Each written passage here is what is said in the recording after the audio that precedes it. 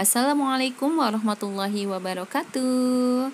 Pada pelajaran PLBJ kali ini, Ustazah ingin menyampaikan kepada kalian sebuah cerita rakyat Betawi, yaitu cerita Pancuran Pangeran. Silahkan disimak ya. Nah, cerita ini ada di buku PLBJ halaman 48. Dahulu, hiduplah seorang raja yang bijaksana. Raja itu memiliki 3 putra yang sudah dewasa. Putra pertama bernama Pangeran Jaya. Putra kedua bernama Pangeran Suta. Putra ketiga diberi nama Pangeran Gerinda. Usia sang raja sudah tua. Ia ingin menyerahkan tahta kepada salah seorang putranya. Sang raja bingung kepada siapa tahta itu hendak diberikan. Ketiga putranya sama-sama cerdas dan pintar. Ketiga putranya juga sama-sama dikasihi dan disayanginya. Pada suatu hari, raja memanggil ketiga putranya itu. Raja berniat mengadakan sayembara. Sayembara itu hanya boleh diikuti oleh mereka bertiga. Isi sayembara adalah siapa yang bisa menemukan tongkat sakti, ia berhak atas tahta kerajaan. Ketiga pangeran itu segera memenuhi perintah raja. Pagi hari, Pangeran Jaya sudah meninggalkan kerajaan. Hal yang sama dilakukan oleh Pangeran Suta dan Pangeran Gerinda. Mereka berjalan melalui sungai dan rimba.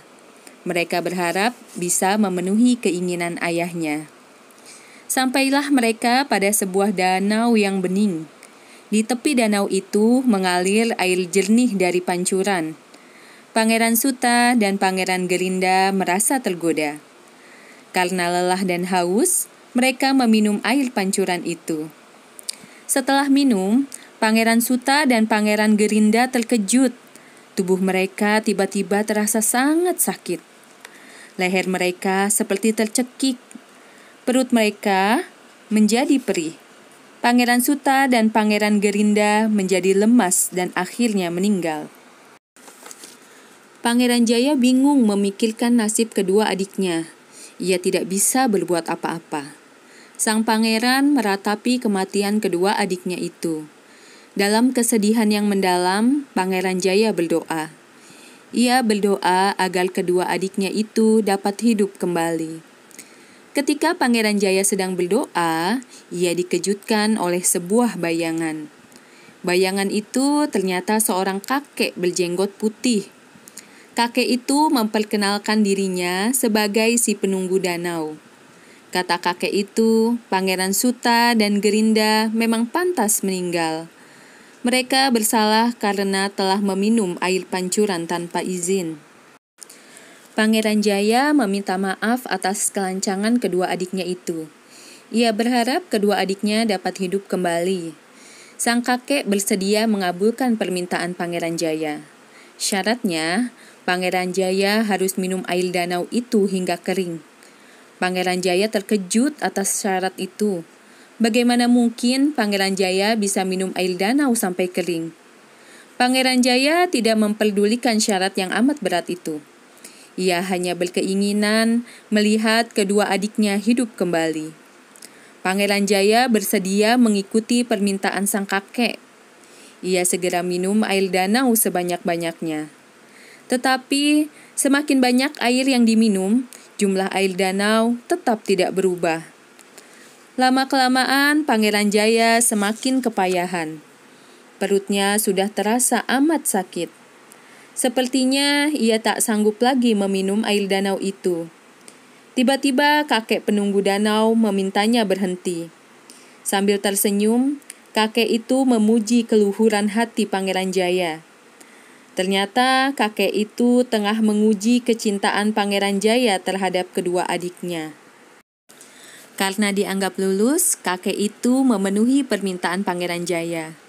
Pangeran Suta dan Pangeran Gerinda akhirnya hidup kembali. Pangeran Jaya amat senang bisa melihat kedua adiknya lagi. Sang kakek tersenyum melihat kasih sayang di antara mereka. Karena persaudaraan itu, sang kakek kemudian memberi hadiah tongkat. Sebelum pergi, kakek berpesan kepada mereka bertiga, Siapa yang bisa mengangkat tongkat dari tanah? Ia bisa membawa tongkat itu ke istana. Pangeran Jaya memberi kesempatan kepada adiknya untuk mengangkat tongkat terlebih dahulu. Pangeran Gerinda mencoba mengangkat tongkat itu. Sayang sekali, tongkat itu tidak berhasil diangkatnya. Pangeran Suta tidak mau ketinggalan. Ia juga berusaha mengangkat tongkat itu. Pangeran Suta juga gagal mengangkatnya. Kini giliran Pangeran Jaya. Sebelum mengangkat tongkat, Pangeran Jaya memejamkan mata. Ia berdoa kepada Tuhan agar diberi kemudahan. Tiba-tiba tongkat sakti itu sudah berada di tangannya. Pangeran Jaya berhasil mengangkat tongkat itu. Ketiga pangeran pulang ke istana. Pangeran Jaya menyerahkan tongkat sakti kepada ayahnya. Pangeran Jaya senang karena dapat memenuhi permintaan ayahnya. Akhirnya Pangeran Jaya diangkat menjadi raja menggantikan ayahnya.